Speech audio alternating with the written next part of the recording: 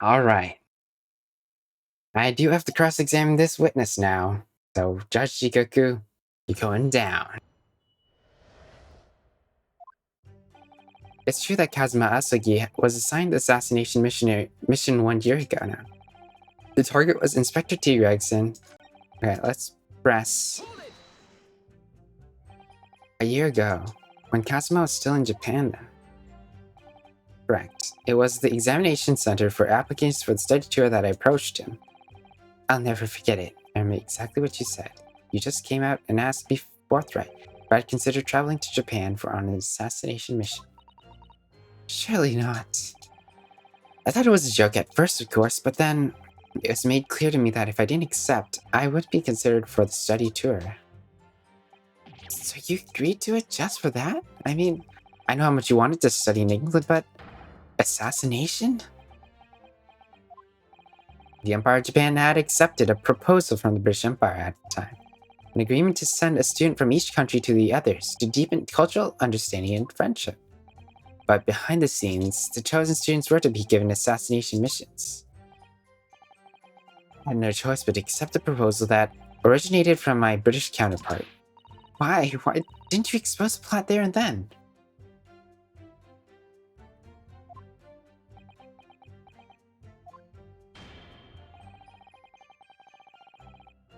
Britain acknowledges no part in these alleged misbegotten dealings. I advise not to make spurious allegations, Foreign Minister Jigoku.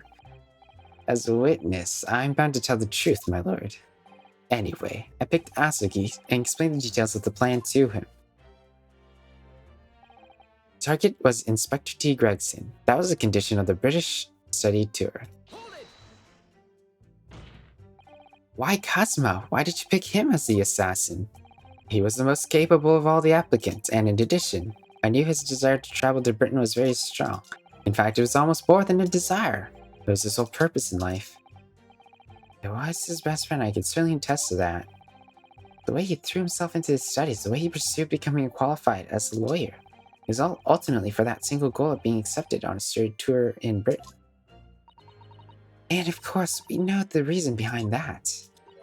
He is determined to find out for himself the truth about his father, Genshin Asogi. There's nothing I wouldn't have done to get there, be that agreeing to assume the role of an assassin, or betraying people's trust.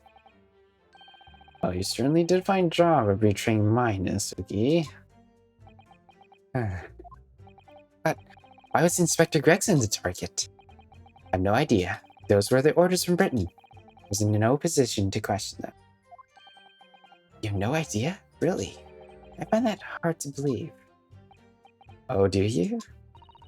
Judge Goku was once a visiting student here in Britain himself, of course. Perhaps he has some connection with Inspector Gregson from that time.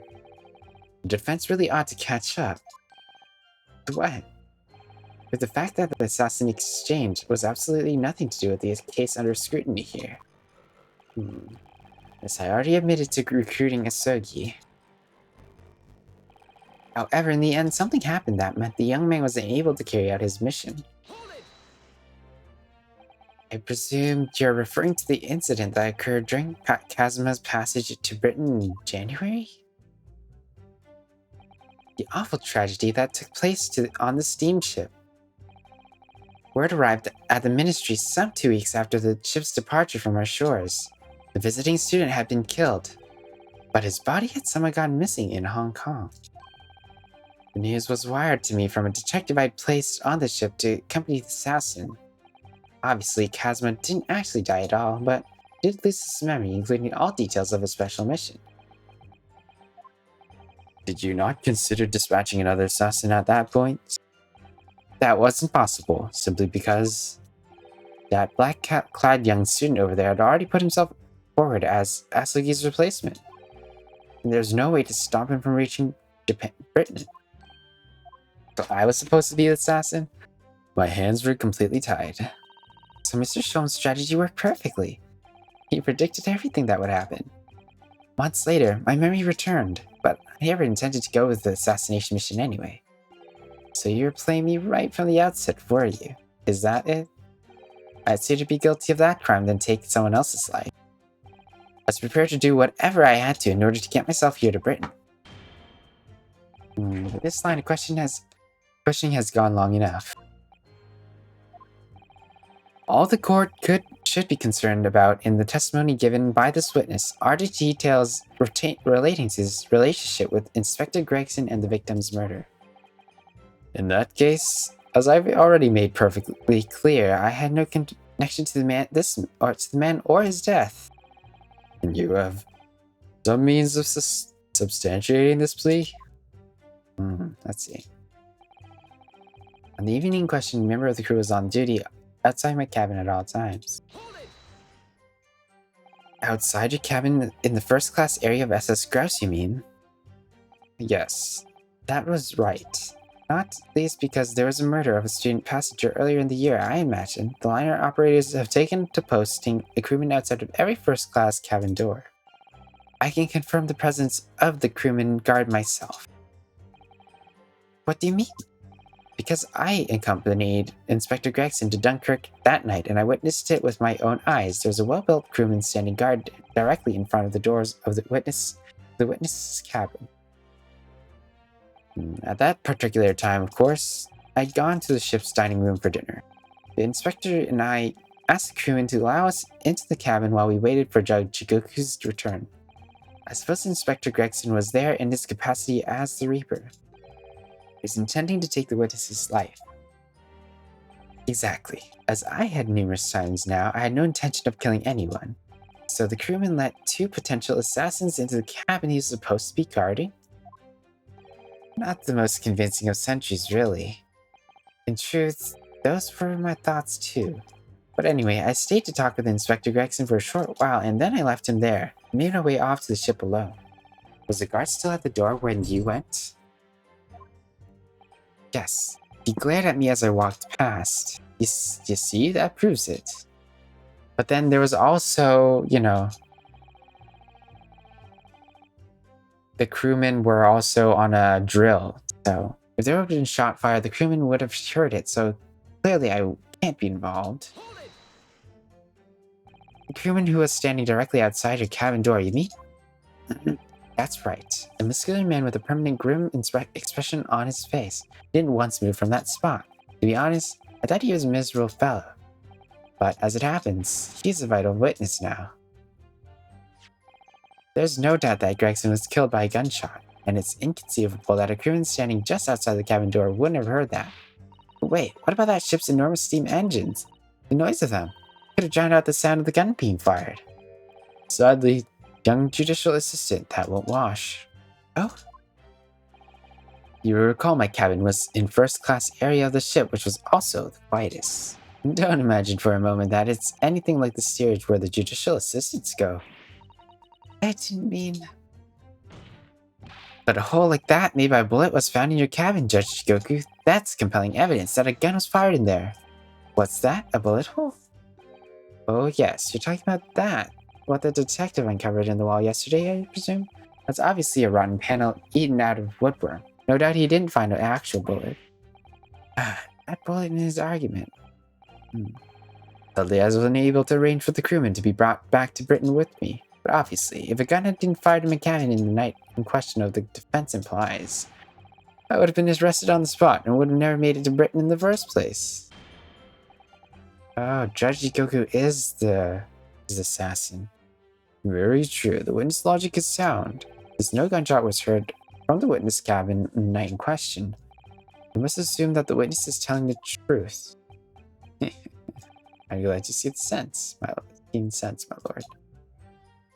I don't think so. I know Kazuma's already admitted to taking on this incredible assassination plot, but even so, hearing it confirmed by somebody else is a real shock.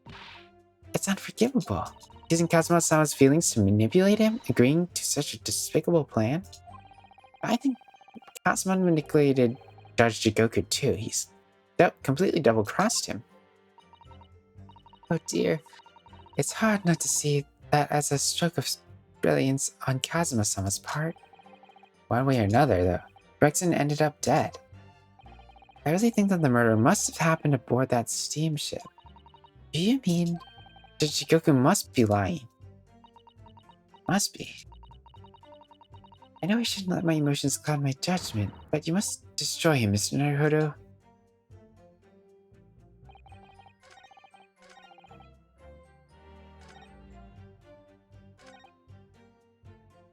But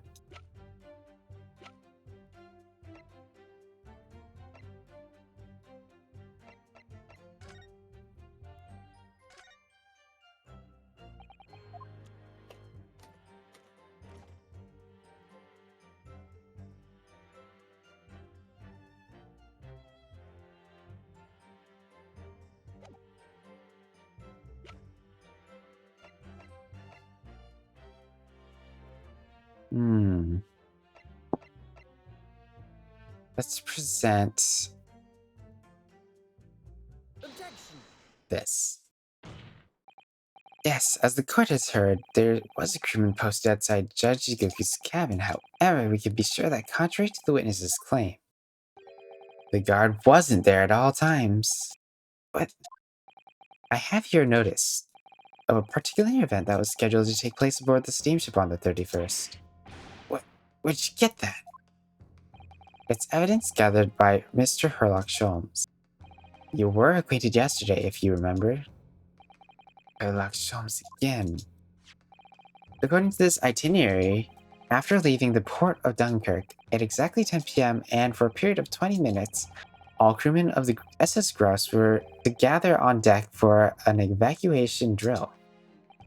All crewmen were away from their posts, and during that 20-minute interval, of course, any gunshots emanating from your cabin would have been heard by no one. In summary, Judge Jigoku, you had ample opportunity to commit the crime. Ugh. Objection. A 20-minute window of opportunity. That's an excellent find, Ryunosuke. But it amounts to nothing.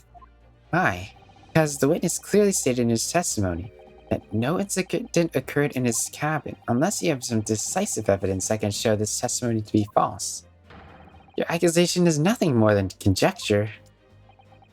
Very true. Well, counsel? Inspector Gregson was killed in Judge Jigoku's cabin that night. I'm certain of it. Because the defense has the evidence to prove it. You'll present the evidence for the defense at once, counsel. What proof do you have that the victim's life was taken at Jigoku's cabin on the 31st of October?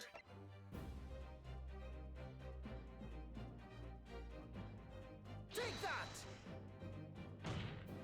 Judge Jigoku, this was found in your cabin yesterday.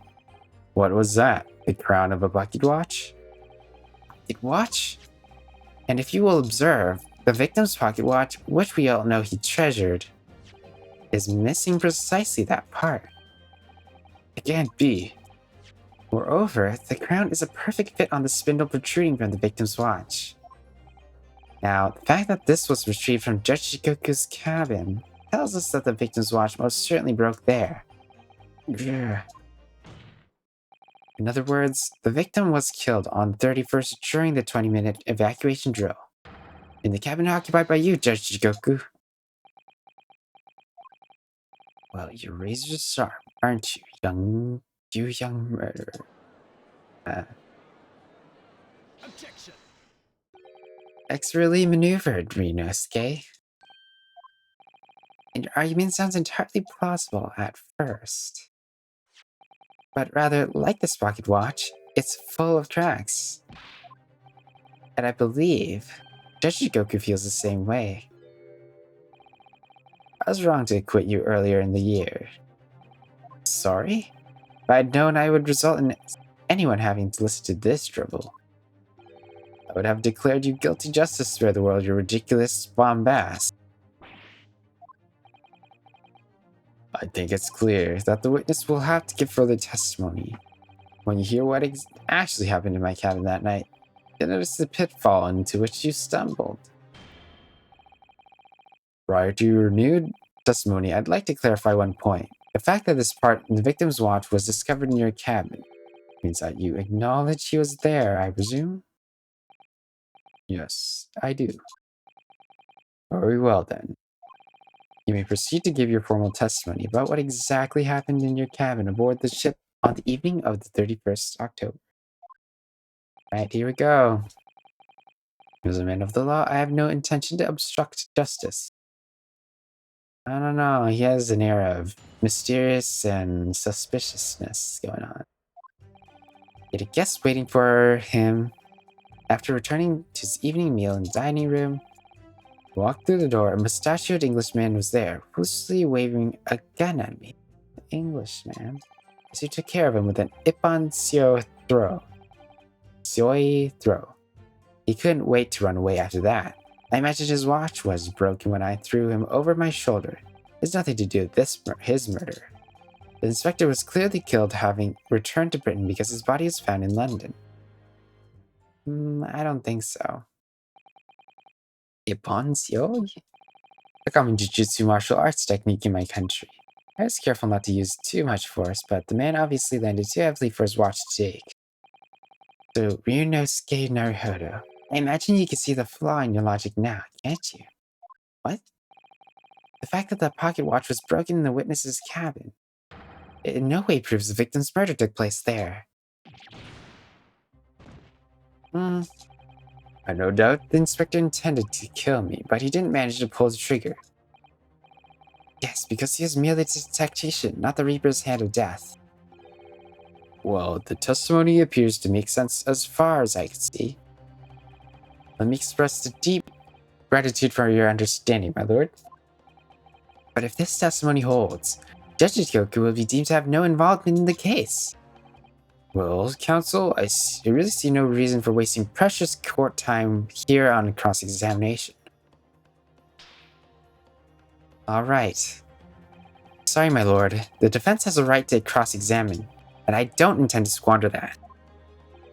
You're an embarrassment to your countrymen, not knowing when you're beaten. Right. In that case, proceed, Mr. Naruhodo.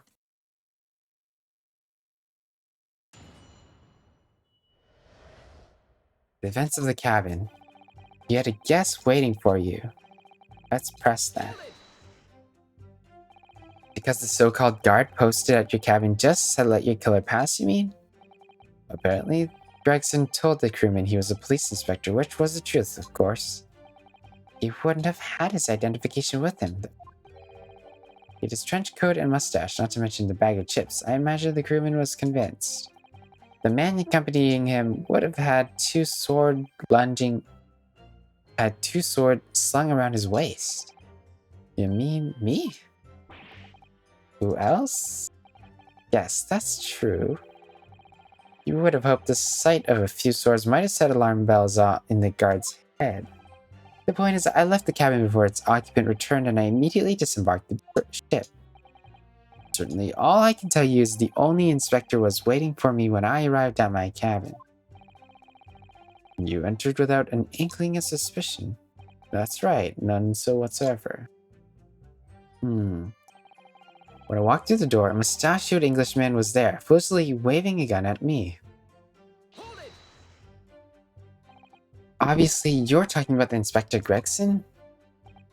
Yes, although at the time I didn't know the man's name, there was no time for introductions. I value my life over manners. By which you mean that the inspector was there to assassinate you, I suppose? That was certainly the impression given by the gun pointing in my direction. But I'd never seen the muzzle of a revolver shake about so much in my life. Anyone would think the man never shot somebody before. Believe it or not, most of us haven't. Anyway, there was no time to call for help of crewmen at the door, so I dealt with the man myself. Soon took care of him with an Ippon Syoi throw. Oh, he couldn't wait to run away after that. Hold it!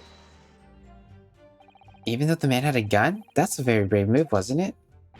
Ippon Syoi is far faster than a bullet, I can assure you. But surely all that commotion caused the crewman to come in, didn't it? Yes, of course. He burst in immediately without knocking. Inspector hurled himself at the stocky fellow and just managed to slip past him to make his escape. The outstanding guard does it again. Luckily, there weren't many situations I could get out of using a quick Ippon Syoi throw. Hmm. I imagine his walk was broken when I threw him over my shoulder. It has nothing to do with his murder. Hold it! Hmm. The crown snapped off and the glass covering the face of the watch was cracked. Preferably to the man's head being pulled off or his spine crackling, wouldn't you say? Not that the man was spared for long. A bullet to the chest soon saw to that. The point is, the broken pocket watch doesn't prove that the murder took place. Absolutely not. All the watch proves is the power of my jujitsu throw. Whatever you say, it doesn't quite ring true that no shot was fired in that cabin, because there was an obvious bullet hole in the wall. Ha ha ha. What are you talking about? Hmm? That's what the star of your lowbrow detective stories told you? Well, I don't care for such fiction. Haven't you worked it out yet, you little stripling? No murder took place in my cabin. The inspector was clearly killed having returned to Britain because his body was found. Hold it! I don't think so. But there's no evidence that proves the victim ever returned to London alive. Just take a moment to think that idea of yours through now, stripling. What? If the inspector was killed on a steamship in France, how on earth could he have gone back to Britain? When people die, their bodies remain at that same spot. It's a devil of a thing. Well then, obviously the culprit must have moved the body. How exactly? Carrying a corpse off a ship? Neurons would raise a few eyebrows at least, wouldn't you? Well, yes, that's true, but a passenger's luggage is inspected when it's unloaded from arriving vessels, and I would like to think that the border police would query the corpse of an English gentleman as hand luggage. If the murder had taken place aboard the ship, you would imagine the body would have been disposed of at the sea. There would be no sense in risking being caught by attempting to transport the body back to Britain. That's killed that idea then. But perhaps not. Mr. Sato? We heard that the first-class passengers were under constant scrutiny by the crewmen posted to guard them, which would mean that the culprit had no opportunity to dispose of the body in the sea.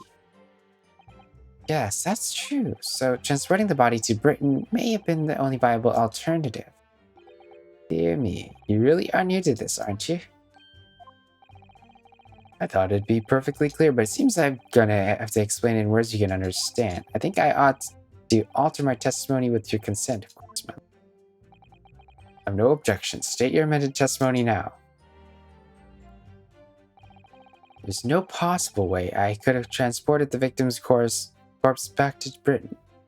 Hold it! Okay, you better explain this. There's an idea. Think about it, stripling. All passengers and crew disembarked at the same time, passing through the same checks at the border.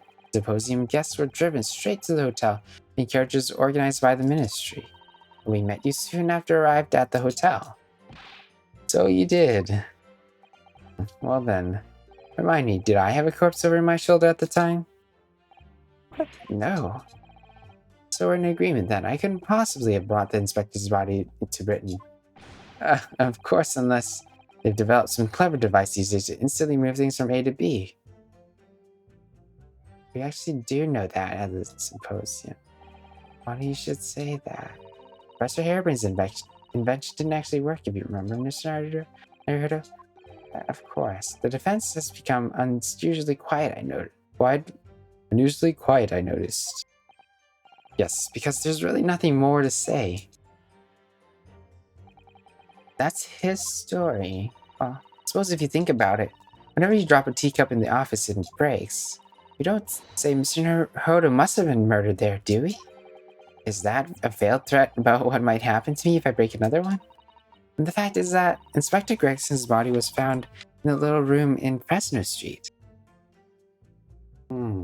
That is a conundrum.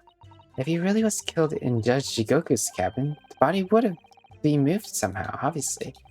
Transporting a dead body over a country border would be impossible to the majority of people, so there must have been some special circumstances that made it possible for the culprit then. That could be a vital realization, I think, Mr. Naruto.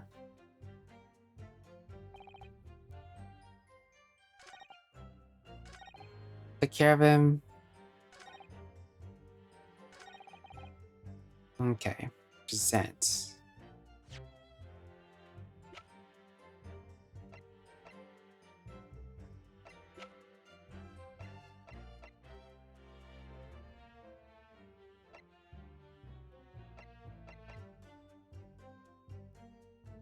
Let's present this. Objection. How about that? Hmm.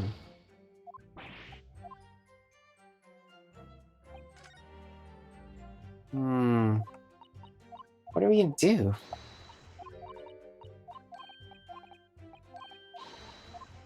Special circumstance.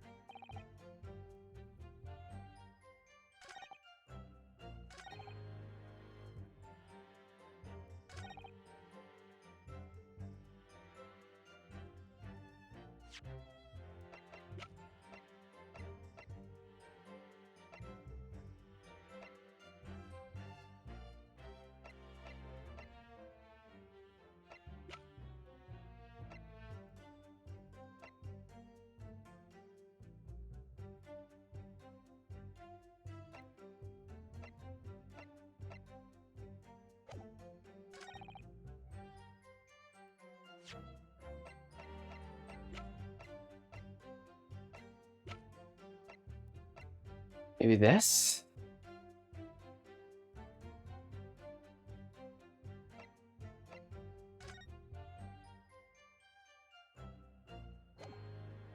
Objection.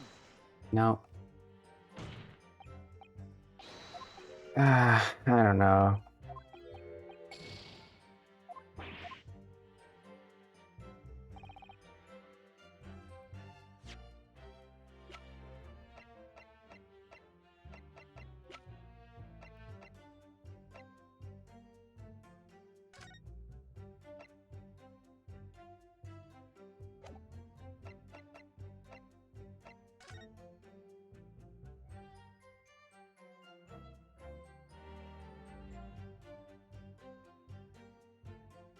Hmm.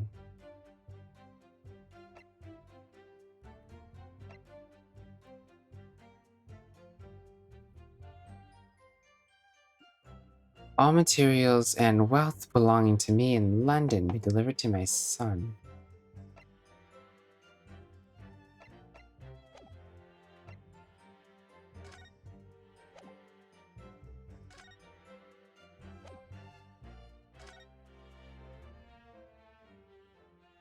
But he had a large briefcase, right? Objection. There's no possible way you could remove Inspector Gregson's body, you say? I would say the opposite is true. And what's that supposed to mean? Far from being impossible for you to do, the transporting of Inspector Gregson's body back to Britain is something only you could do. What are you talking about, Ryunosuke? As well as being a judge, Mr. Jigoku is also Japan's Minister of Foreign Affairs, which means he's exempt from having his luggage searched when he enters the country. We learned that when we first met you upon arrival in London.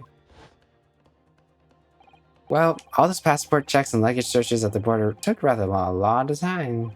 I must say, I'm very envious of your ministerial status. You didn't have to go through any of that, did you? I knew you were jealous.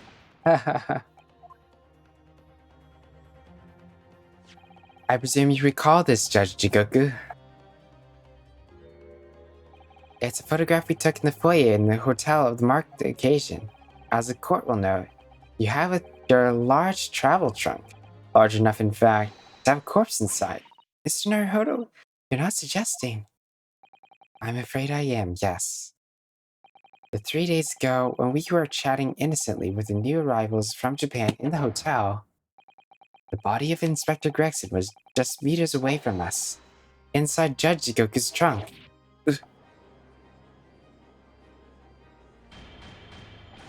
Order, order, order in the court. I'm skeptical, counsel, that a grown man's body could fit inside the large travel trunk. It could. Because I happen to know that the witness himself, a man of considerable size, fits inside his trunk. And verifying that would be extremely simple, wouldn't it, Mr. Judge Jigoku? Inside his trunk, how horrifying. After we'd spoken with you at Great Waterloo Hotel, you had the opportunity to visit a parent scene on Fresno Street, and taking your trunk with you in a cab to deposit the inspector's body. I don't have to listen to this nonsense. Dr. Gorey, the coroner who examined the body, has confirmed the possibility. She acknowledged there are signs that steps may have been taken to disguise the true time of death. The onset of the body's decomposition could have been delayed by storing it in a refrigerator.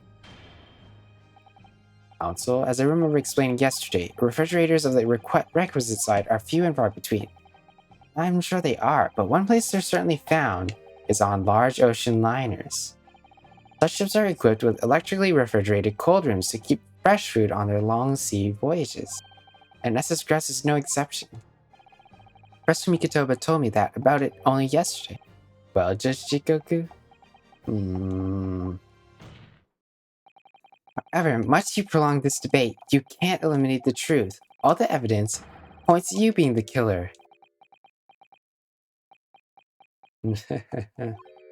Well, this is all very heartening. I can see that it was a wise move, letting Asaki and you embark on this study tour. What are you talking about now? Logical reasoning, of course. All court proceedings will be built on logical reasoning in the new century. And I can see you both laid firm foundations of that already. Judge Goku, please stop diverting attention from the issue at hand.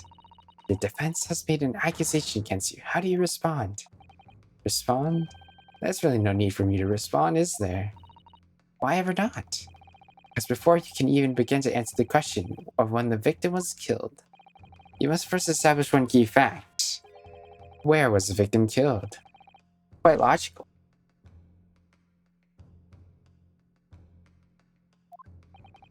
The actual scene of the crime? Prosecution's stance is unaltered. The killing took place on Fresno Street when the gunshot was heard, as the accused Berg von Zykes shot the victim at point-blank range.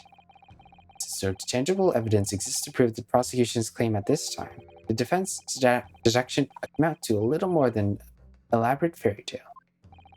I'm afraid that's how logical reasoning the British are known for really works, young stripling. The victim was shot in that little room on Fresno Street and died instantly. I'm afraid that's the prosecution's claim, and that's the only fairy tale here. How can you say that?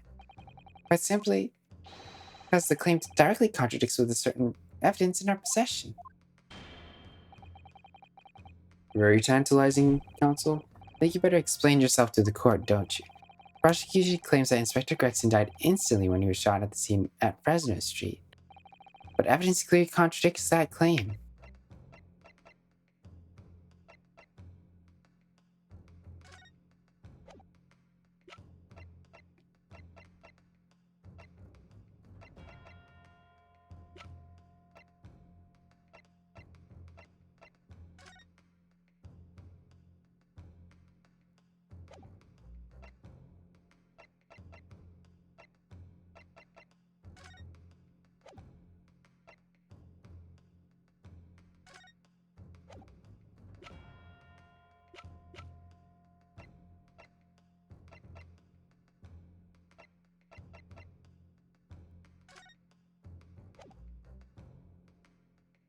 Time of death is not possible. Scorch marks, bullet entry, standard issue.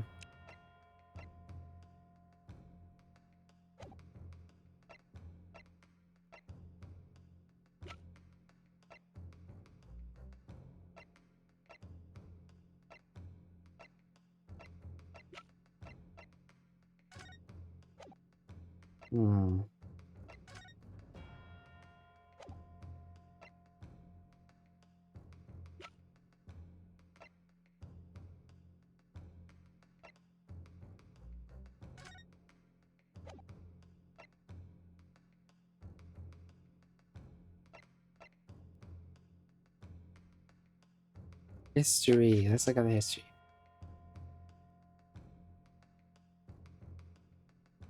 Victim was shot in that little room on Fresno Street, died instantly?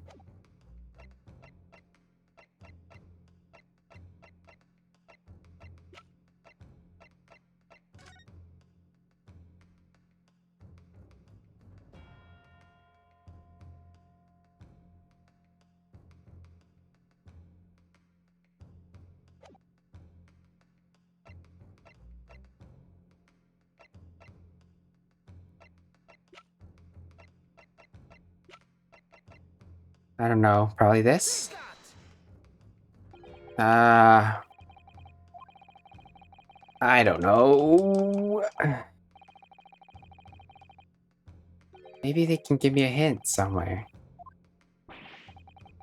In case you hadn't noticed, I'm not the only Japanese around here. Do you even have a mirror? The court's not interested in mystique of anything. You'll penalize accordingly. Was a victim killed in the room on Fresno Street, or was he moved there after his death?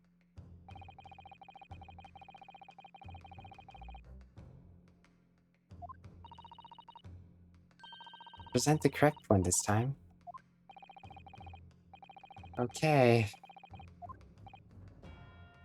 Died instantly when you shot at the scene on Fresno Street.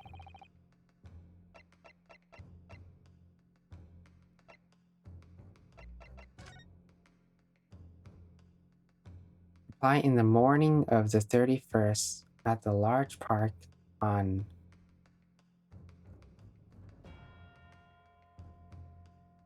Hmm.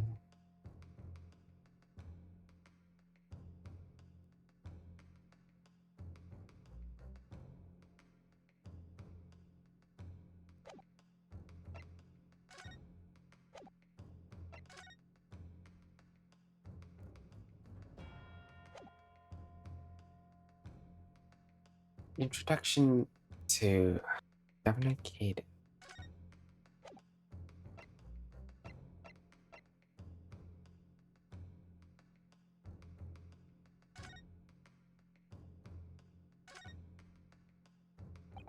The candle was used as a sort of timer device to set off firecrackers. That's really ingenious idea, though obviously it's a shame it was used for such a wicked purpose.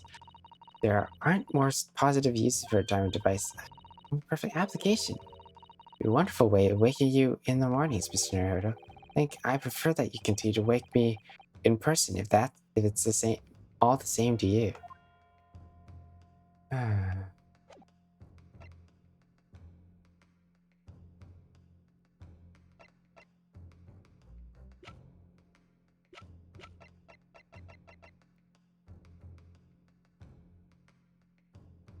Take that!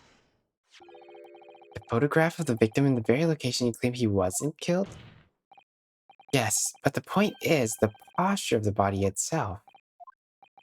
If Inspector Gregson had been shot there in that room, it's out of the question that his body would have been curled up in a ball like that. I'm sorry to disappoint you, but your logic is flawed. He could easily have adopted the fetal position due to the pain of the shot, which subsequently proved fatal. Objection! I'm sorry to disappoint you, but Judge Shigoku, but it's your logic that's flawed. According to this autopsy report, the victim died instantly. He would have felt no pain, much less have been able to draw himself into that position. Which begs the question of why is the victim's body in curled up position like that? Though the answer should be abundantly clear by now. You're suggesting. The inspector's body took on that posture ahead of the arrival of Fresno Street, before it was coldly turned out on the floor. From the inside of the large travel trunk. No, you're quite right, the shape of the body looks exactly like it had been kept in a confined space. Judge Jikoku, I present your trunk for examination. Present your trunk for examination. I believe it's very possible that it will contain traces of the victim's blood. Ugh.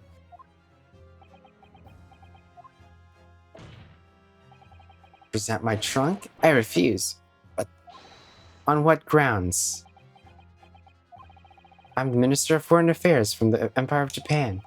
I shouldn't have to put up with this treatment just because some stripling baseless accusations. In other words, Judge Jigoku, there's blood in your trunk. I decline to answer that.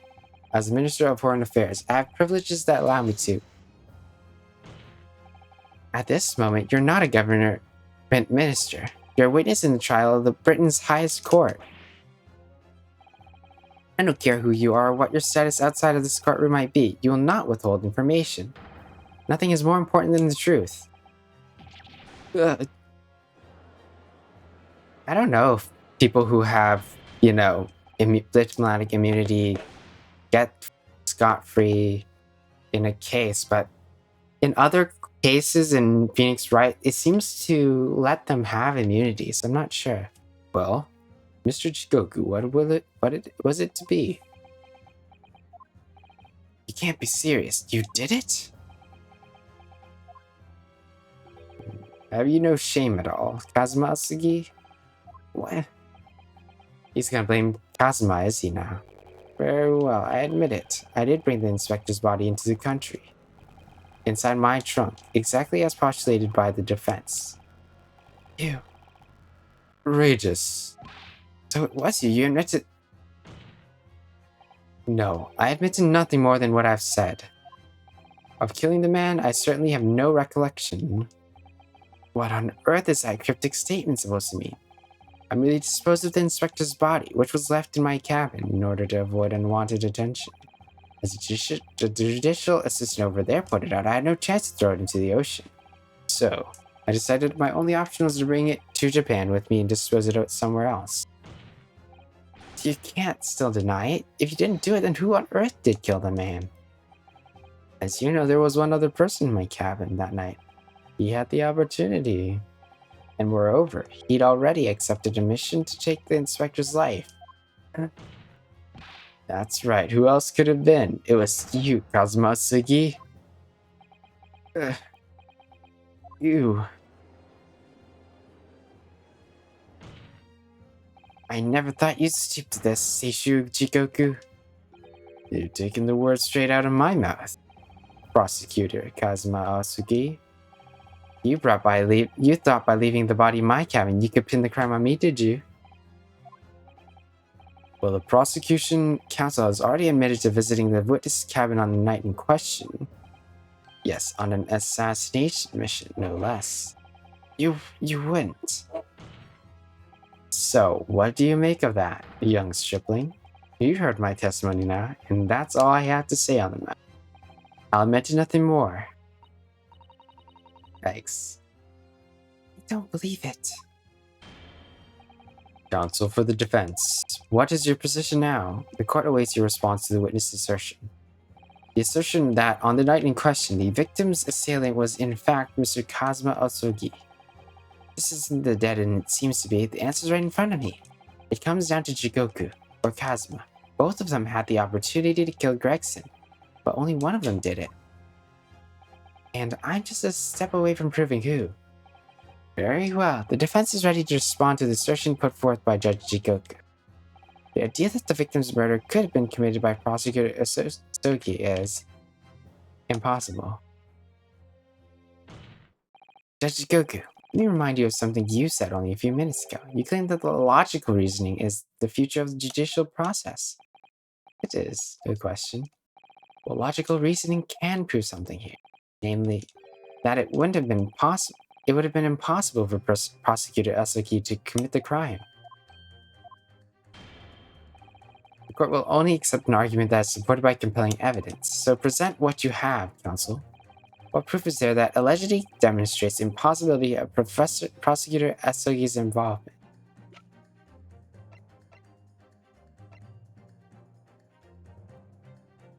I guess we'll present this.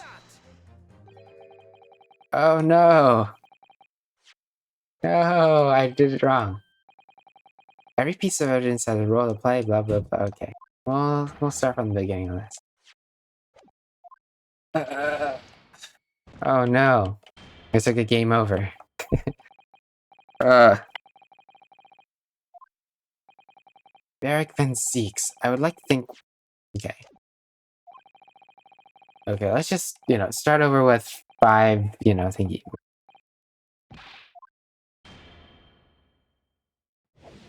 Well, bye-bye. I guess Kazuma's not the murderer?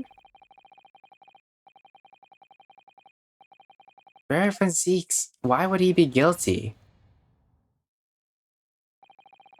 That concludes business, blah blah blah. Okay. Alright. Retry from the scene, obviously.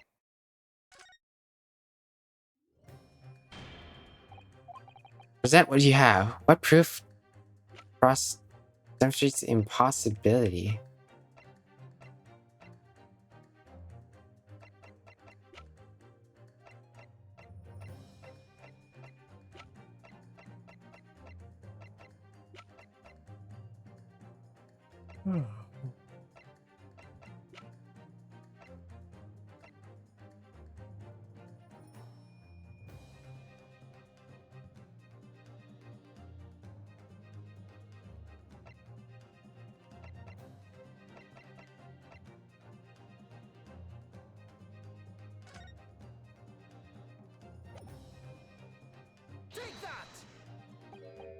Oh, the wrong thing again. Ugh, I just got shot. Ah, you know, a member of the crew was on sentry duty. So as long as the guard was there, it would have been impossible to fire a shot without being heard, and that very much narrows down when the crime could have been committed. Alright. Right. This itinerary for crew members of SS Grouse, my lord. This is conclusive proof. An itinerary? How does that prove anything? Judge Goku, the moment you acknowledged that you found the victim's body in your cabin, this itinerary suddenly became much more significant. What? Why? On the night in question, as always, a crewman sentry was on guard outside your cabin door. As long as he was there, nobody could have fired a shot inside the cabin. Absolutely, because it's inconceivable that the guard wouldn't have heard it to come to investigate. So that tells us that the crime must have taken place when the guard was elsewhere. And that narrows it down to 20 minutes just after 10 o'clock, as indicated to the itinerary. Yes, I see the flaw in your reasoning so far. The crucial point is this: when the evacuation drill took place, the steamship had already put to sea from the port of Dunkirk. Now, clearly, the murder could have only committed by somebody who was on board the vessel at the time. But Prosecutor Asugi stated yesterday's proceedings. I didn't come to Great Britain to take anyone's life, so I left Gregson and disembarked the ship. I spent that night at a boarding house in the town and returned to England the following morning. Which I'm sure the court will agree is conclusive proof that Kazumasugi couldn't possibly have carried out the killing. Ugh. Hold it. No, absolutely not. I won't accept that at all. What do you mean? The boy's just saying that to exonerate himself. We can't trust that he really disembarked the vessel. Obviously, after he left my cabin, he hid himself somewhere nearby on the ship. Just waiting for his chance to come back and finish the... No, that's out of the question. Isn't it, Kazuma? As the defense rightly recalls, I disembarked the vessel and spent the night in a boarding house in Dunkirk. And as I said yesterday, I signed my name in the accommodations registry book. An extremely easy to verify and undeniable proof. There's no escape this time. You forget that you're a judge or a government minister. This time you gave the court an honest answer as the common man. You killed Tobias Gregson and transported his corpse back to Britain. Then you dumped the body in the room on Fresno Street and made it look as if the murder happened there. That's what really happened, isn't it, Seishiro Jigoku? It was that trial 10 years ago. That's when all this began. Looking back now, my fate was decided that day. It's doomed already.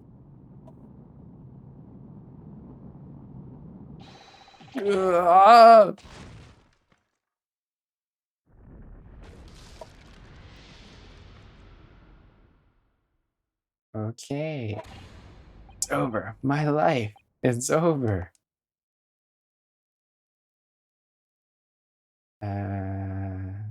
Maybe?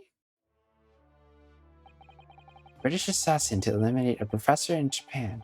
A Japanese assassin to eliminate a detective in Britain. Both assassins will use diplomatic immunity to evade conviction and return safely to their homeland. The assassination exchange request arrived from Britain about 1 year ago. Though it was hardly a request, it was a demand. After that, you decided to recruit Mr. Asagi.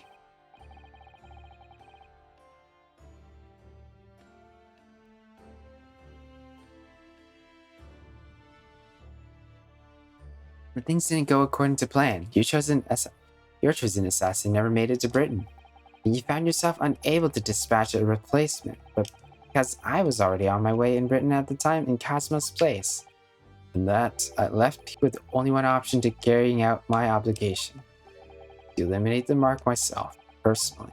Of course, there was but a single opportunity to do that. International Forensic Science Symposium, I presume. That's right. I decided it would be safely to carry out the plan before my arrival in Britain, so I enlisted the help of my British counterparts and made arrangements for a pretext that would take the inspector to Dunkirk. To lure the man in, he was given a sham mission by the Reaper. What? The Reaper?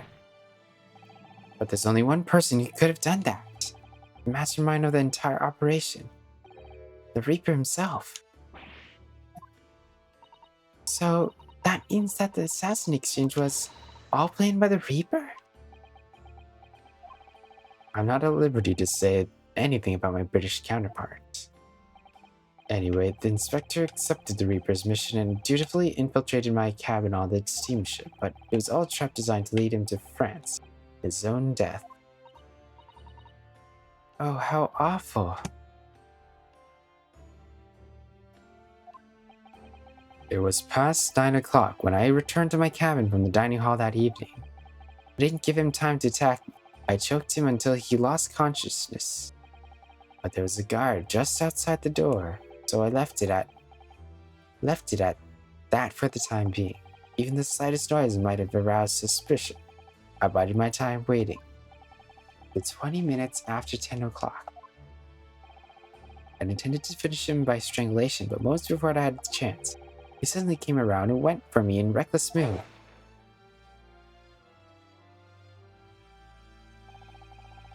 I received the British-issued gun 16 years earlier, being a member of the judiciary as a visiting student. I never imagined I'd have to use it for something like that. So the revolver belongs to you, does it? The victim was killed inside your cabin on the SS Grouse, which begs the question of why you arranged for his body to be discovered in the room of Faster Street. The young judicial assistant over there has already answered that question. There's no way I could take the body up on the deck and throw it over the side. That's precisely where all the crewmen were gathered for evacuation drill. So before the first-class cabin sentries returned, I took the corpse to the refrigeration room. Then, on arriving in Dover, you concealed the body in your trunk in order to smuggle it past the border police? I knew I needed to take steps if the police were to be convinced when the body was found in London. In that case, you must have known. You must have intimate details of Inspector Gregson's intended schedule. Yes, my British counterpart sent me everything I needed to know. The inspector was due at Fresno Street at 5 o'clock that afternoon, in order to meet a man by the name of Hugh Boone, from whom he would take back his police identification. I decided that man would be a perfect person to set up as the culprit, so I took a taxi carriage over with the body still in my trunk. That must have been just after we took this photograph with you at the hotel then. Yes, I wasn't expecting a welcoming committee. I was a little more than a little nervous. On Fresno Street, I spotted a young girl selling little firecrackers. Miss Venus, of course. Conceived of the candle trick there and then. So I donned a simple disguise and approached the girl to buy enough firecrackers to replicate a gunshot. What sort of disguise? For some reason, the inspector had a bright red hairpiece in his own traveling case, so I put that on. Although I suspected I drew more attention to myself than I would have otherwise. The hairpiece we found at the scene, the inspector had it already ready for the Red-Headed League investigation. I only arrived at the room at around 4:45, so I quickly placed the body on the floor, moved the notice board, set up a little candle trick. arranged so the firecrackers would go off with a bang around 15 minutes later. That Mr. Boone, who was due to arrive at 5, would walk straight into a trap? Except at the last moment, I made a careless blunder. What was that? I imagine it was the bag of fish and chips. I didn't notice it had fallen out of his overcoat when I moved the body to the refrigeration room. Put it back into his pocket the following morning, but... Well, it seems the warmth of that heated cabin had accelerated the decay of the fish. Anyway, that's everything. All the sordid details of what I did.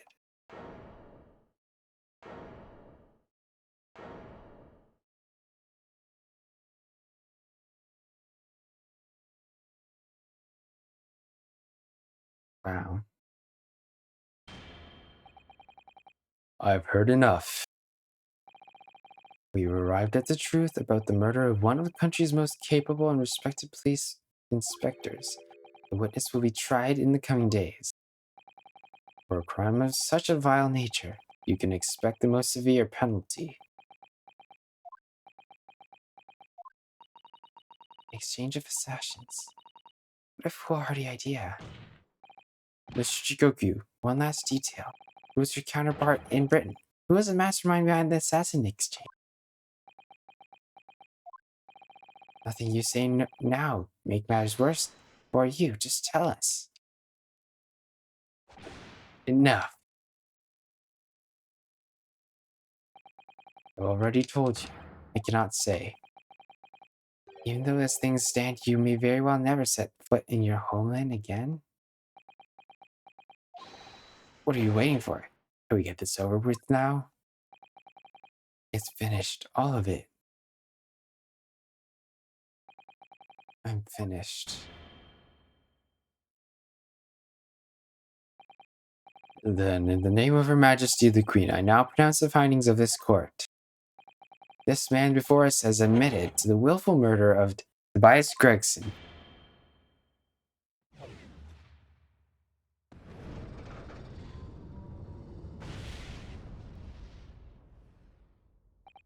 Seishiro Jigoku, it is the opinion of this court that you should be found guilty. And I guess now our friend Derek Van Zeeks is not guilty? I remind all those present of the strict confidentiality demanded by this closed court. Wow. Oh, did I change to... Am I still in Rocket League? Okay, good, we're not. Moments ago, Mr. Jigoku signed a written confession admitting to the murder of Inspector Gregson and subsequent conveyance of the body. In short, the defendant's innocence has therefore been established beyond doubt. Oh, wonderful. Well done, Mr. Naruto. Thank you. Is something wrong? I'm just a little troubled by his silence. The true identity of the Reaper of the Bailey and this extraordinary assassin exchange. We do remain in dark about these mysteries, however. Insofar as the indictment brought against the defendant in this trial, we have reached a conclusion. I have every intention of pursuing both mysteries as a prosecutor. As you wish. Now for the formal adjudication. I hereby declare the defendant, Barrick Van Zeeks. Objection.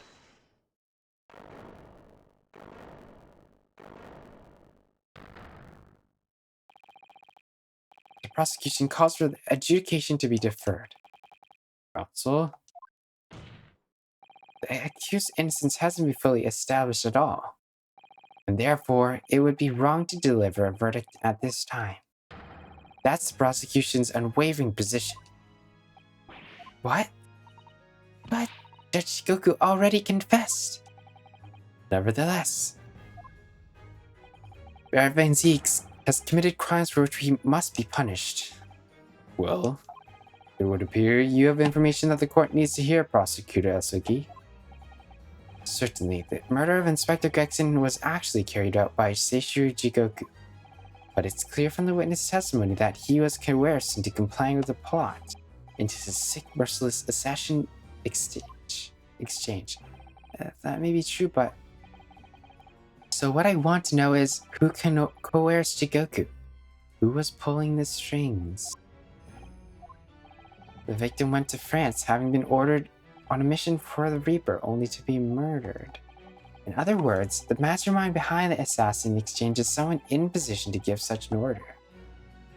As we already established, the Reaper himself... Well, certainly that would appear to follow. The prosecution hereby formally accuses the man in the dock, Beric Van Zeeks, of being the Reaper of the Bailey, and furthermore, I'm going to prove his guilt beyond all reasonable doubt. What? Ugh. Alright. Let's prove this to be not true. Order, order, order. The Reaper of the Bailey is a long-standing mystery council. Are you suggesting to have some new information with which to build a case? Scotland Yard already investigated Lord Van Zeeks very thoroughly in that regard, and they found no evidence whatsoever to substantiate the claim that he is the Reaper. Perhaps, but circumstances have now changed. What do you mean? It's already been established that the assassin exchange was negotiated with Jigoku by the Reaper himself, which means we now have a new line of questioning by which to identify definitely the man's identity. That is the prosecution's intention here. I must say I'm surprised by quite how tenaciously you appear to want to besmirch my name. You're guilty of an unforgivable crime, Lord Van Zeeks. And I will bring you to justice for it. Whatever it takes. It's because of his revenge, because of his father dying to the Reaper. That explains Kazma's silence before. He'll stop at nothing to finish what Lord Van Zeeks unwittingly started 10 years ago. Very well. Whilst it's extremely irregular, I will on this occasion grant the prosecution further opportunity for witness testimony. When we get a break, the defendant will disclose any and all involvement he has had with the Reaper and the assassin exchange. And that's a tongue twister. Thank you, my lord, for guiding the court so wisely. I hereby declare this court to be in session for a supplementary hearing. Here it goes.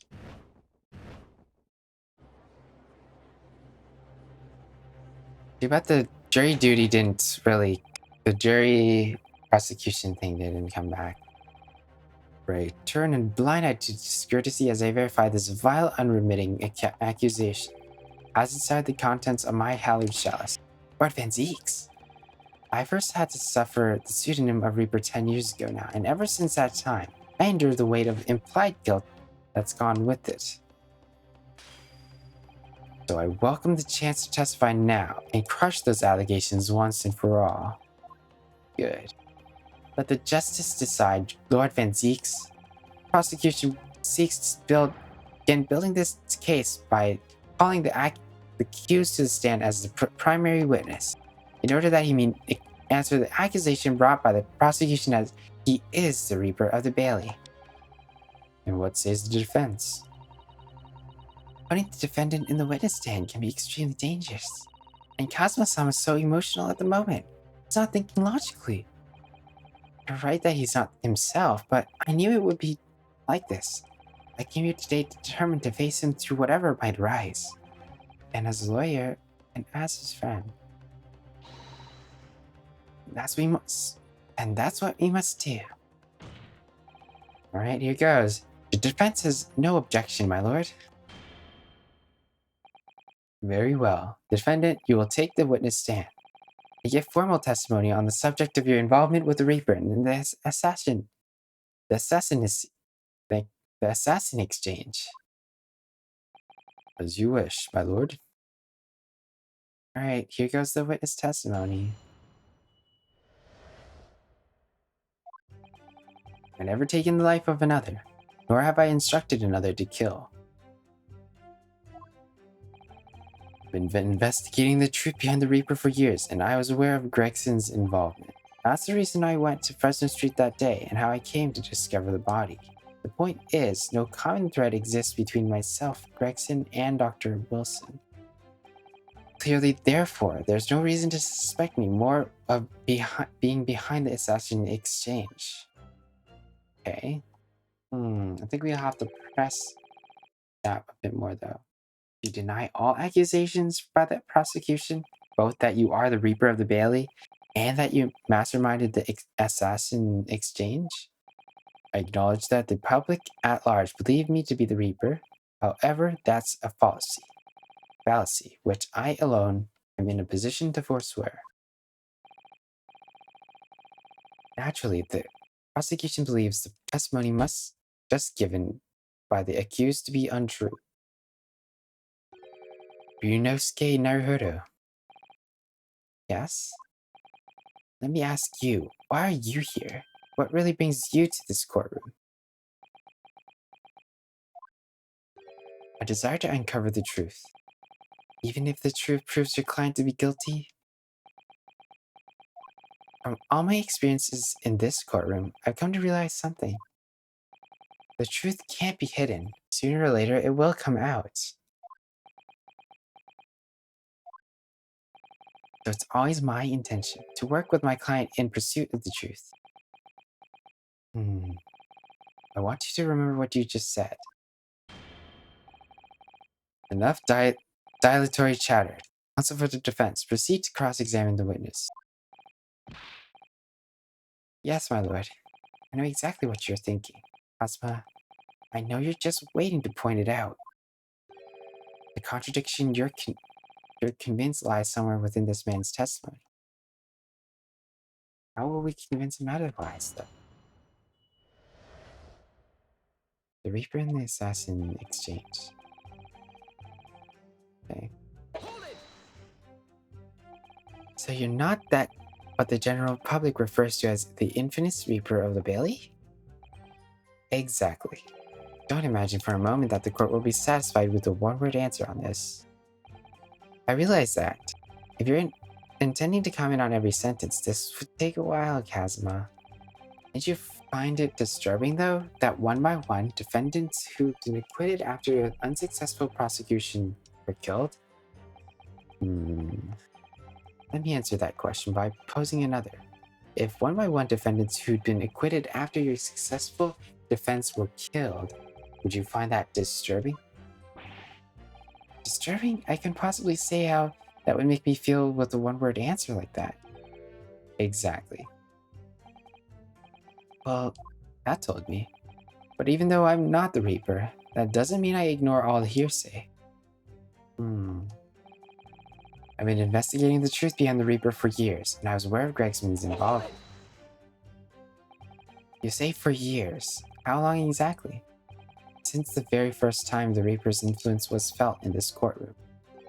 10 years ago now. Your investigations led you to somehow Inspector Gregson, you're saying? I didn't want to believe it. He was a personal acquaintance. We worked on cases together in the past. Friend even? It felt like a betrayal, but I demanded permission to search his office at the yard without his knowledge.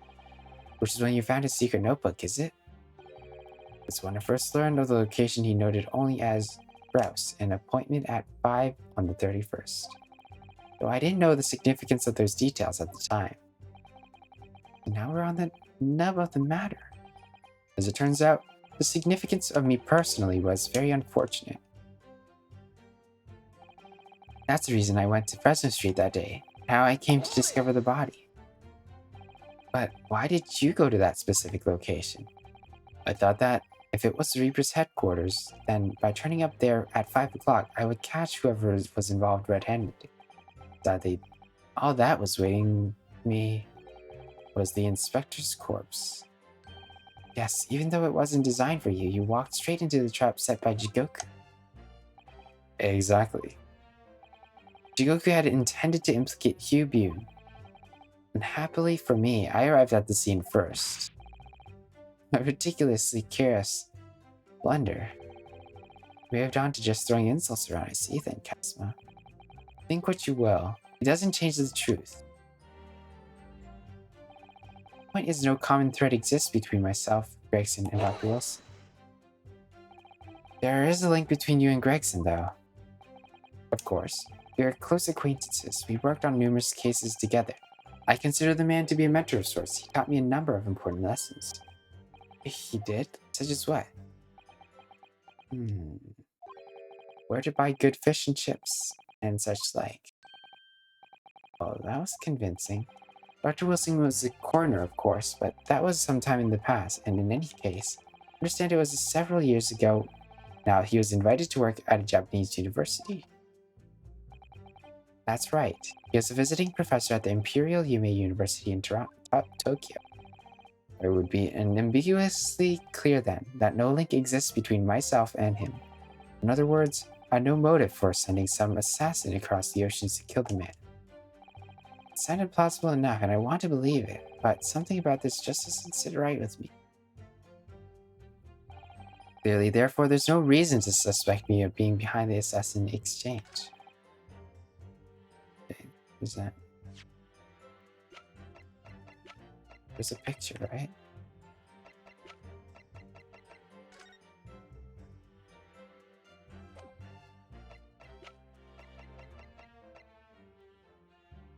Dr. Wilson.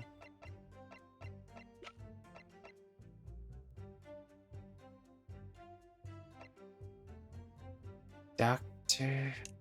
I think it's because of this autopsy. Wikitoba, Wilson, and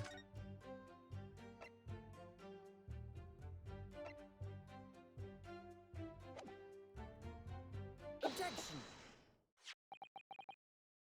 what's this? An autopsy report? Wait, this is 10 years old, from the autopsy of Lord Clint Van Zeeks. What? My brother's autopsy report?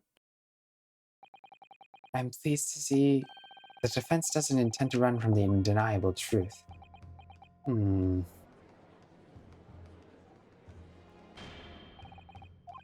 Order in the court. What reason do you have for presenting a 10-year-old autopsy report here, counsel? This, the autopsy report of the professor's final victim, is an indelible link between Inspector Gregson, Dr. Wilson, and the defendant. Not that accursed name again, the professor. I personally researched all the court records relating to that case.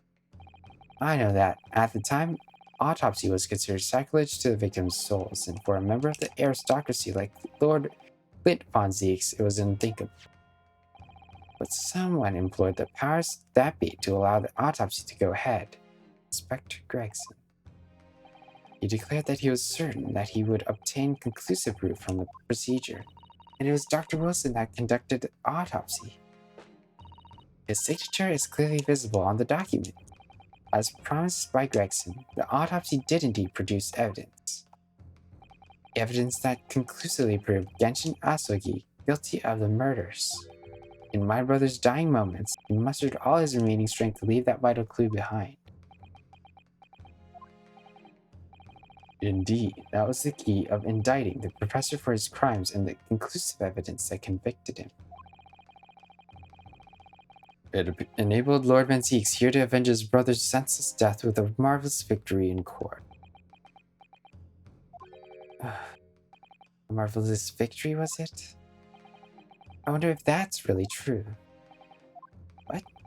Could the same be said if it turned out that the key piece of evidence in question was in fact fabricated? If the inspector, the coroner, and the prosecutor all concluded together to cast an innocent Japanese man as a mass murderer and send him to his death? It's outrageous. And now, 10 years later, for some reason the secret has been threatened to keep and needs protecting? Which is why the inspector and the coroner had to be silenced, isn't it? By someone in power in Japan and in Britain, using the two killers recruited for the assassin exchange.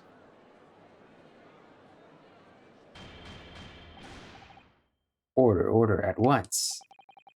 10 years ago, my father was convicted in this very courtroom as a mass murderer to be sentenced to death. But it was a sham.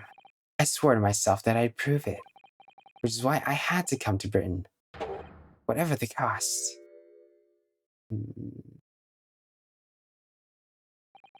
You'll have to forgive me if I feel compelled to toast this vengeful deputy's tenacity of purpose here. However, he who fails to quash his emotions in the courtroom has failed as a lawyer. Come on, Kazuma, you know that won't wash. You're claiming your father was misrepresented in a trial that took place a whole decade ago? Hey, Kamianos. How are you doing? We're just finishing up this final chapter. We might just hit the credits today. And I think that's the goal, so here we go. Finding out who's the murderer of um uh who's the Asogi dude? So Kazuma Asogi's father, and we also have Beric von Ziek's brother, Clint von Zieks. We have to take a look. People. It was nope, we don't have him.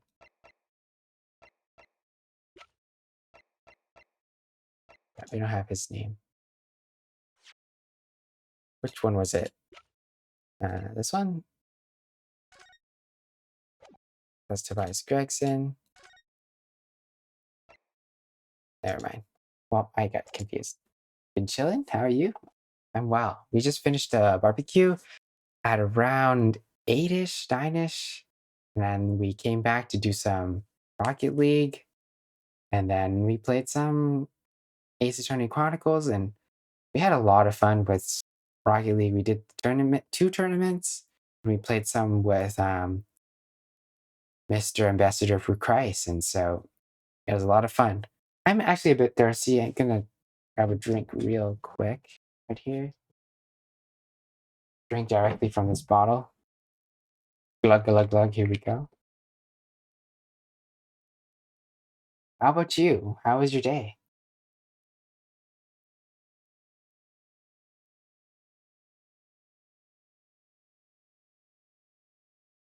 All right, we're back. You see that without evidence, there's nothing more than a wild accusation. As it happens, I have evidence. All right, let's see it. As the court has heard, I crossed the channel to France with Gregson on the 31st. I went with him on the pretext of being the assassin recruited to kill Seishiro Jigoku. But my true intentions were to make the inspector tell me the truth. What truth? The truth about the evidence, and he acknowledged what I'd already deduced. There's a closely guarded secret about what went on in that autopsy 10 years ago. What? A secret? I know nothing of any secret. While we waited for my supposed mark in Jigoku's cabin, I drew my clan's illustrious sword, Karma, before the inspector's eyes. He very quickly understood what my true motive was. Right, I see. You're that Asogi's young lad, are you? And what? You're gonna cut me down with that thing? Is that it? No, very much depend on the answers you give to my questions.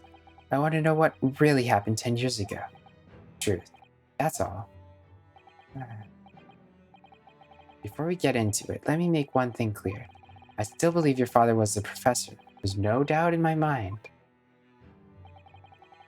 Oh, you're still sick? And resting up?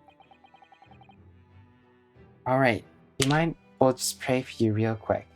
Dear Heavenly Father, Heyman's still going through some sickness, not feeling up his best. God, would you take him back to his normal self and help him be more productive? God, I know there's no much more worry we could do besides trusting in you for what you have planned for his health. So God, please take care of him and help him find the wisdom and the actions he needs to take to make sure he's getting the rest he needs. I ask this all in Jesus' name, amen. All right. Let's keep going. But unfortunately then, we didn't have the evidence we needed to make the crime stick. So you admitted then, the evidence was used in my father's trial was fabricated? It was for the good of the country. Anyways, I was just following orders. Orders? What exactly did you do? Speak. I'm not saying another word. Even if your life depended on it? That's right. Even then.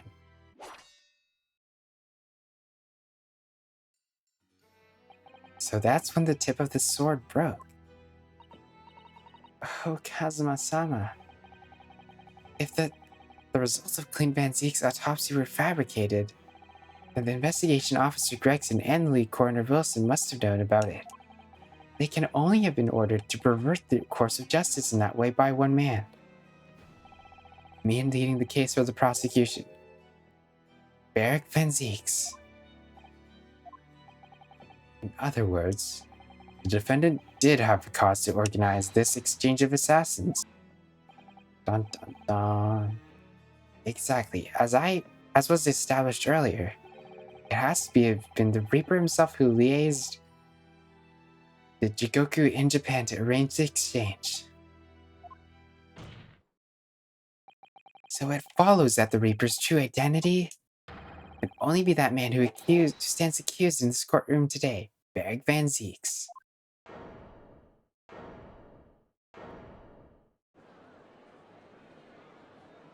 Objection! Kazuma Azuki. What you just told the court, are you absolutely certain of your facts? Did Gregson really fabricate evidence for that trial 10 years ago? I heard it with my very own ears. His shameful admission.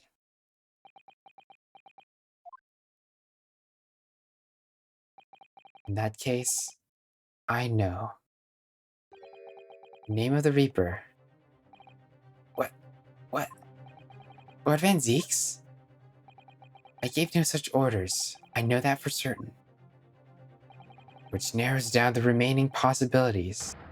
To one, if Lord Van Zeeks isn't the one behind all this, then yes, there's only one other person who could have done such a thing like that. I believe I know who it is, too.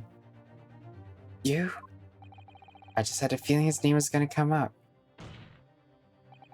The true identity of the infamous Reaper of the Bailey is... Yuji Mikotoba?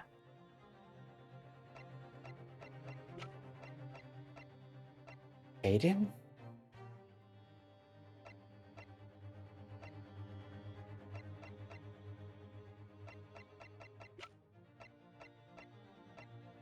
Mariah Gory?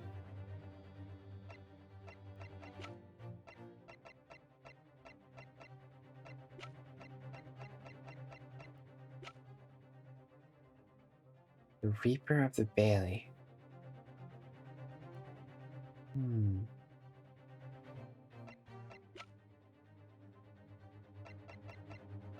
Caden?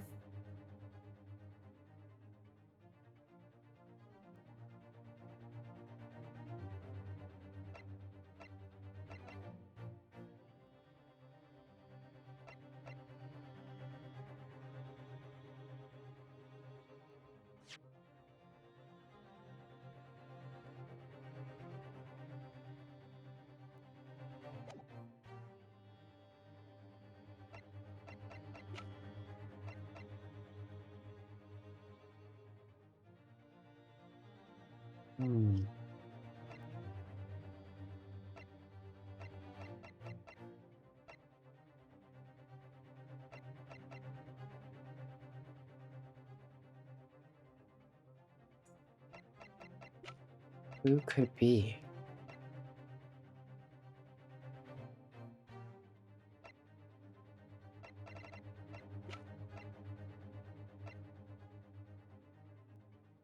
Daughter of Dr. Scythe.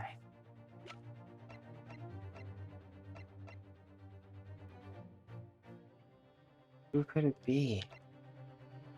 Are we gonna do Strongheart?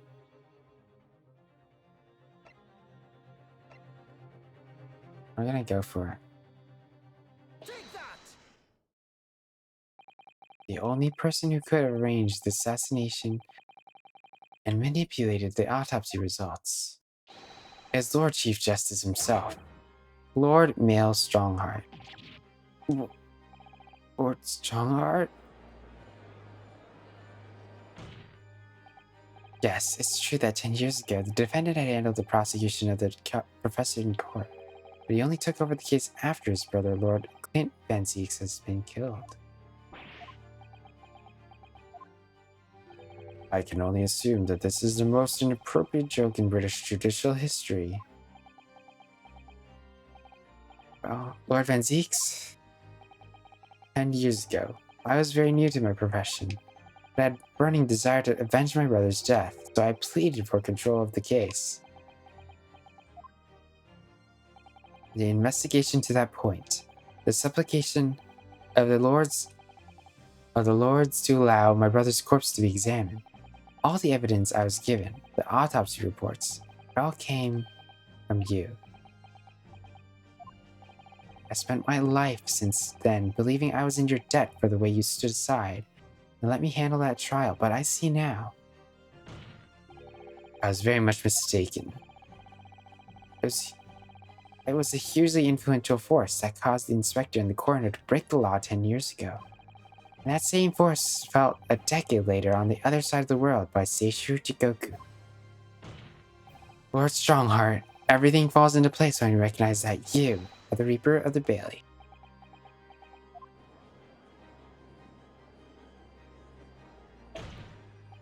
The court awaits your response, my lord. It may very well go down in British judicial history, but I assure you, it's no joke.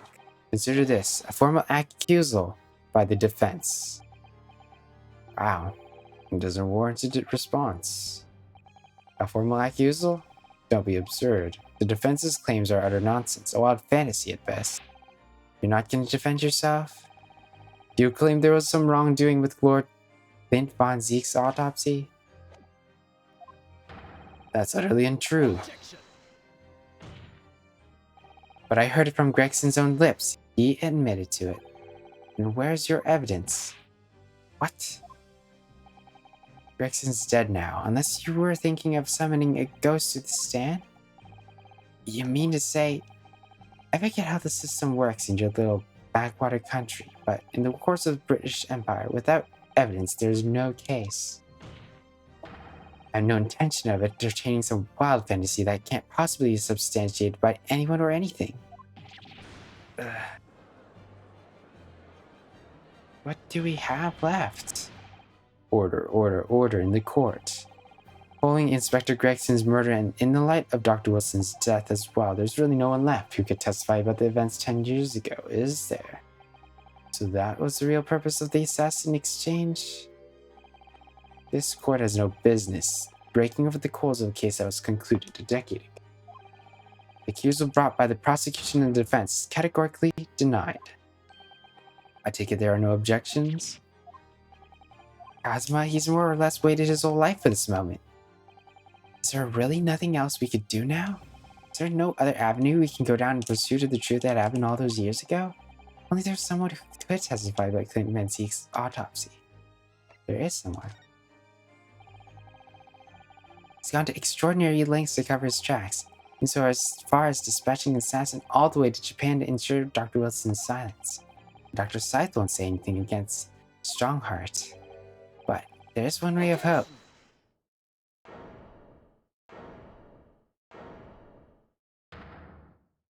I say that? Actually, there is one person. One person who could testify about that autopsy. Don't be ridiculous. There's no one left. Who, Ryunosuke? Who? Tell me. Kazuma, Please, this trial can't end. Not yet. Yeah, I know. I'm not doing this for you. I'm doing this for the truth. The person in defense, who I would like to call to stand to testify the autopsy of Lord Clint Von Zieks is...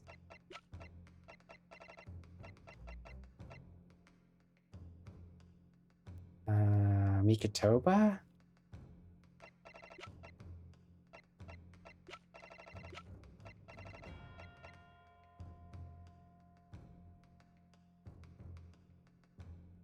Master John H. Wilson.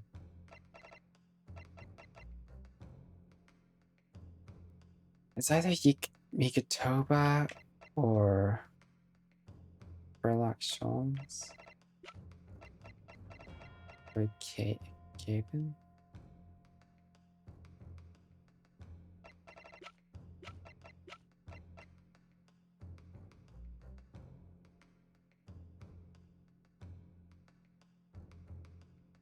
I don't know. Who should I call?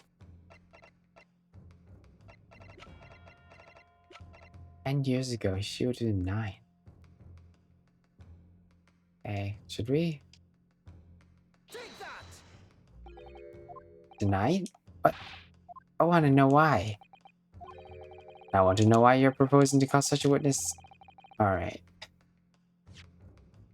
Alright, let's take a look at who was involved in the autopsy report. Tobias Gregson, and then there was Clint Zeke's time of death, Gregson, John H. Wilson.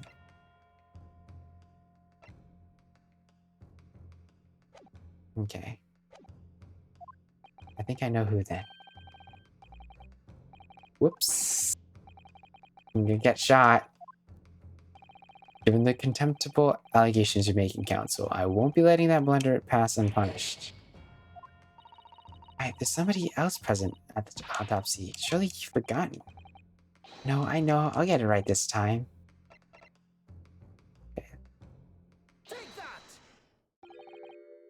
Heaven help us. Another Japanese? An expert in forensic medicine, my lord. Professor Eugene Mikotoba. 16 years ago, he came to London with Seishiro Jigoku and Genshin Asogi as a visiting student. And what could his testimony possibly tell us? Professor Mikotoba was the primary assistant during the autopsy in question. He is also the person who actually penned the report. Incorrect. The autopsy was carried out by the coroner, Dr. Wilson. The report carries his signature. It was the primary assistant's duty to keep a written record of the coroner's work during the procedure. In actual fact, the coroner merely read over the report at the end and signed it. In other words, Professor Mikotoba witnessed the entire autopsy from start to finish. The defense demands that Professor Mikotoba be summoned as a witness as a matter of urgency. Whatever really happened in the autopsy laboratory 10 years ago is something only he can tell us. The defense's demand is denied. What? But Professor Mikotoba is in London this very moment. We could summon him to stand in minutes. No, of course he's not going to agree to it. Strongheart has no intention of summoning anyone who knows. He's concerned about protecting himself. Prosecutor Asogi, let me refresh your memory as you seem to have forgotten the prosecution's stance. Only minutes ago, you accused the defendant of being the Reaper and masterminding the assassin exchange. I did, yes. So, present your evidence for those claims and make your case complete. At this time, I don't have the requisite evidence. That is exactly why we need the witness testimony. The professor's case is closed. There are no clues in the distant past that would bolster your argument today. I'm afraid to say, Prosecutor Asogi, that you would appear to be possessed by the spirit of your late homicidal father. Now, as I stated earlier, this court has already reached a conclusion with respect to the matter at hand. Inspector Gregson was murdered by Japanese Supreme Court Judge Seishiro Jigoku. As for any hidden circumstances that may exist, they will be investigated in due course by the proper authorities. But we all know what will happen. That will just give the mastermind of the whole venture the time to cover his tracks again. By which you mean me? Your punishment for this contemptible behavior will be decided at a later date. As for you, Prosecutor Esugi, you will be remanded following the proceedings. Willingly, I trust, since you gave your word. Okay, let's drink one more.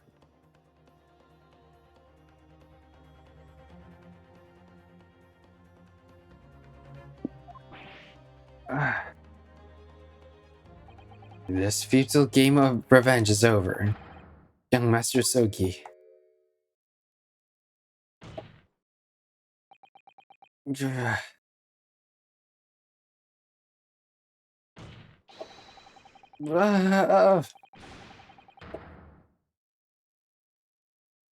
happening? That will be all. I hereby declare this trial to be over. Court is... Hold it. Is my detective friend coming? Let's go! Mr. Sholmes! This is no place for amateur detective, Mr. Sholmes. May I remind you that these proceedings are closed to the general public. You will leave the courtroom at once. Mr. Sholmes was instrumental in the apprehension of Seishiro Jigoku before he fled from Europe. The court should hear what he has to say. Lord Mail Strongheart, it's imperative you refrain from bringing this trial to an end at this stage. Is it really? And why would that be? You need only recall your own words from the beginning of the trial to answer that question. By May. We will stop at nothing to uncover the whole truth behind these disturbing findings. Surely it can't be that the shock of being accused of being the Reaper yourself has erased that from your memory, can it? The whole truth, sir, has already been uncovered. It would seem that we have many important members of the judiciary present here today. I put it to you, my dear fellows, should the trial end at this juncture? After all, why have you been invited to attend? To nod along to the prevarications of your superiors? Ah. Order in the court. It seems to me that we stand before a door that leads to a new era of legal practices. A door that is ajar. A door that is ajar. Let us emerge from the shadows of the Reaper's decade-long ascendancy. For you and you alone, my dear fellows, have the power to push the door open now. Auditors in the gallery have no rights to express an opinion on the court proceedings. Silence. He's right. The judge has absolute authority here. And if he calls the trial to end, it must end. But is that really... will that really do? I sense dark things occurring behind the scenes. Dark things indeed. Is there a single person here... What is this? Is there a single person here present who can honestly say he doesn't sense the same? The trial should go on. Summon the witness. That's right. We need to clear this up before the young Japanese fellow is remanded. My lord, you assured those present you would uncover the whole truth here. Vindicate yourself of this outlandish accusation. The truth, the whole truth, and nothing but the truth. That's the foundation of British law. A toast to my dependable colleagues in the gallery. On with the trial. On with the trial. Testify. I don't think this would ever stand, truly, but we'll still see. You hear the voice of the British Justice, I take it? I think you find it rather awkward to silence.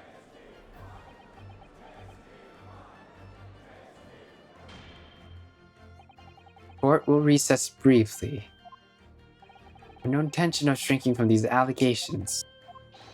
Bailiff, arrange for the subpoena of the witness at once. As soon as the gentleman arrives at the courthouse, we shall reconvene. At recess won't be necessary, my lord. Pardon? Mikitoba is a close friend of mine. He accompanied me today and is waiting in the antechamber as we speak. I do believe he's enjoying a little trip down memory lane, in fact. What? Professor Mikitoba is here in the courthouse? Mr. Sholmes, you didn't know this would happen, did you? My dear fellow, no one is in better position to answer that question than you, surely. I was just asking for the fun of it, you know? Well, I must thank you for your assistance in this matter. Mr. Sholmes, however, you are of no further use here. Kindly leave the courtroom at once. But of course, in truth, I find myself rather busy now as a result of these developments. Mr. Naruhodo?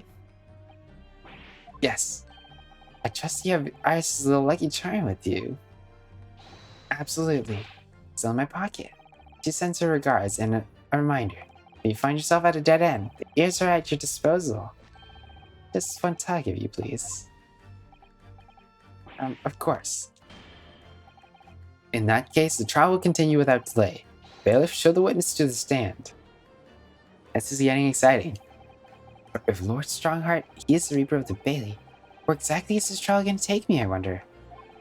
Just how deep am I to be plunged into the blackness of the abyss? I'm ready. Ready to head into the heart of this maelstrom and confront whatever horrors it tries to draw me under. To be continued?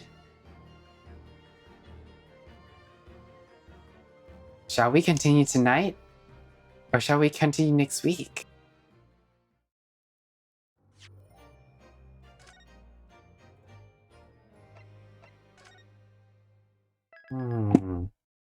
I'm thinking we really should call it, as it's getting super late.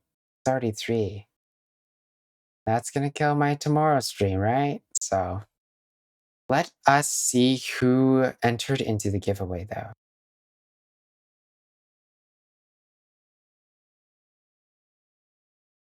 Seems like no one has entered today. Let's check the previous streams, though. Check my stream, previous streams. Take a look. So, looking at my videos this morning, 7 hours ago. No, 12 hours ago. No, 12 hours ago. No, 12 hours. Hey, how are you doing, Kimus? I did notice you. I said hello. How are you doing, though? Let's see. Let's search the secret word, which is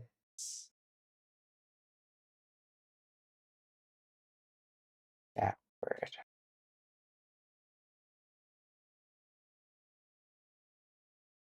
Oh, nope, no one has entered the giveaway for today.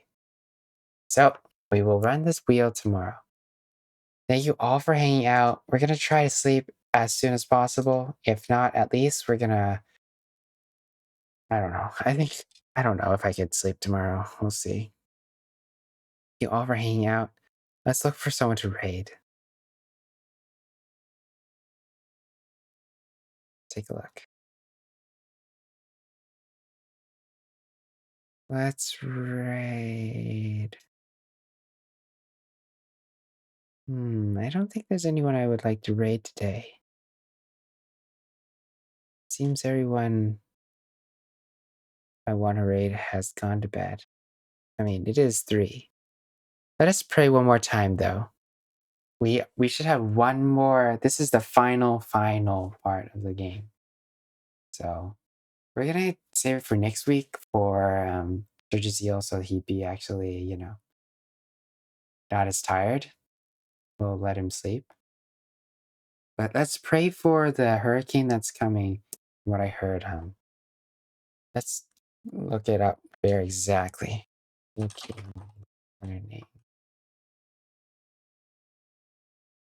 There's a tropical storm called Idalia on Florida. So let's pray for those people. All right. Heavenly Father, thank you so much for this day. The opportunity to hang out, play with friends, and fellowship, have times to pray for each other. And God, I want to pray right now for the people who are in a hurricane warning. God, would you bring them all to safety? Pray for all the natural disasters that we found over these past month. Know that you're still sovereign over everything, and you will somehow use these bad things for your good. You're not the author of evil, and so we trust you, your kindness and goodness and generosity. God, please protect your people, protect us, and help us all make wise decisions. May we help those who truly are in need. And ask this all in Jesus' name. Amen. All right. Thank you all for hanging out. We'll just close off the stream and we won't raid anybody. My throat is kind of shot. Cayman, I don't know when you're ever going to stream again. I hope that we get to hang out a little bit more. I know I kind of just lurked and then I couldn't really come back. Sorry about that. But maybe we'll be able to hang out soon enough and play some games when you're feeling better. All right. Thank you all for hanging out. Have a great night, morning, or evening. Goodbye.